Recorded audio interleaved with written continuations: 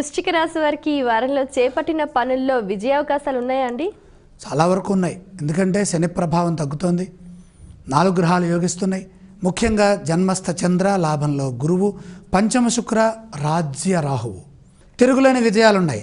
ఎంత కష్టపడితే అంత రెట్టింపు ఫలితం వస్తుంది. కాబట్టి బద్ధకం లేకుండా, నిరుత్సాహం లేకుండా చక్కగా ఉత్సాహవంతంగా పనిచేయండి. అదృష్టకాలం మొదలైంది. బాగా ఆలోచించిన తర్వాతే నిర్ణయం తీసుకోండి. బంగారు భవిష్యత్తు మీ సొంతమవుతుంది.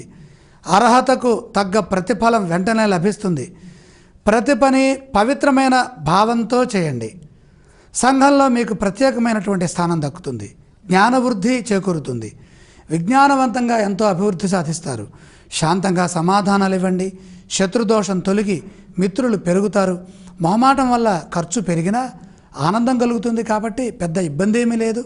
శుభవార్త ఆత్మవిశ్వాసాన్ని, సంతోషాన్ని పంచుతుంది. ఈ రాశి వారు పఠించవలసిన స్తోత్రాలు ఇవ్వండి. ఆంజనేయ స్వామి వారిని తలుచుకోవడం చాలా మంచిది. ఆలయ సందర్శన క్రమంలో ఏ దేవీ దేవతలను దర్శిస్తే మంచిదంటారు? ఆంజనేయ స్వామి వారికి గురువుగారైనటువంటి సూర్య భగవానుణ్ణి ప్రత్యక్షంగా సందర్శించి అర్ఘ్యం సమర్పిస్తే మేలైన ఫలితాలు వస్తాయి. ఈ రాశి వారు చేయవలసిన దానాలు ఏవండి? ధనరాశిలో ఏలనాడు శని దోషం చివరి భాగంలో ఉంది కాబట్టి ఆర్థిక పరిస్థితి మెరుగుపడటం కోసమై శనిప్రీతిగా నువ్వులు దానం